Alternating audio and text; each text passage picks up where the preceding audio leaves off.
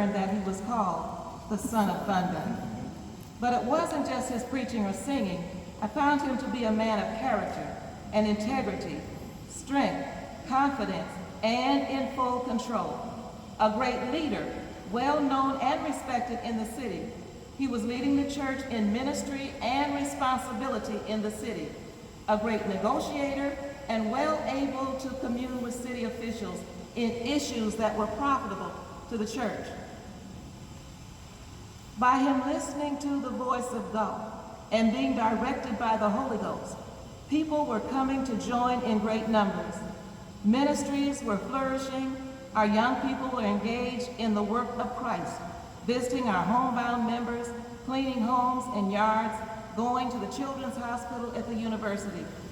We were partnering with Blackburn School, Dueling School, Harding School, and prison ministry was initiated, just to name a few, under his administration.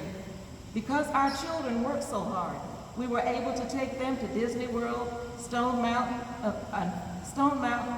Six Flags over Georgia, New Orleans, and one of those trips, Pastor and First Lady Polk went with us because Pastor loved our children. Then for years, Pastor, along with Frank Blunson, stood in the cold, long hours, raising money for citizens' Christmas baskets. They not only raised the money, but he helped bag them and deliver them. Pastor Polk has truly been a workman, rightly dividing the word of truth, a shepherd tending to his flock, even seeking those that were scattered, a spiritual advisor, and sometimes in rebuke. You know when you're wrong, you're just wrong. And he didn't have any problem letting you know. He was a peacemaker. A good man leaves an inheritance for his children and his children's children. And Pastor did it also for his flock. I remember the Sunday when he told us of the vision that God had spoke to him. God said, "Build me a house." Of course, there were many naysayers. Nevertheless, he continued to work the plan that God gave him.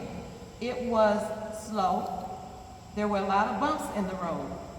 But one day, the walls were all up, the last brick was laid, the roof was on, the steeple was set up, the parking lot was paved, and it was finished.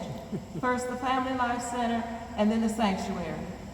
To the flock that you shepherded, Pastor, you left an inheritance, a legacy. We are so proud of your finished work in Christ. Your words will continue to resonate through these walls. Your very distinct voice will thunder in our hearts, and all we see will always have your name all over it. As you followed Christ, we followed you, and now we are reaping the benefits of it. We always thank God for you. Now that the mantle has been passed to your son, and we will continue to grow and flourish. The seed that you planted have been watered, and God will give the increase. Generations will come, and many will see the street sign, and questions will be asked. Who is Reverend Charles Polk Sr.? Even when we are all gone, there will be a voice in the atmosphere that will say, I don't really know, but I have been told that, you see that big building standing over there? They told me that Charles Polk is the one that's responsible for those buildings. And they tell me that God gave him a vision, and he worked the vision. And now not only do we see that big building standing over there, but they tell me every time you saw him, there was a big old smile that went with it.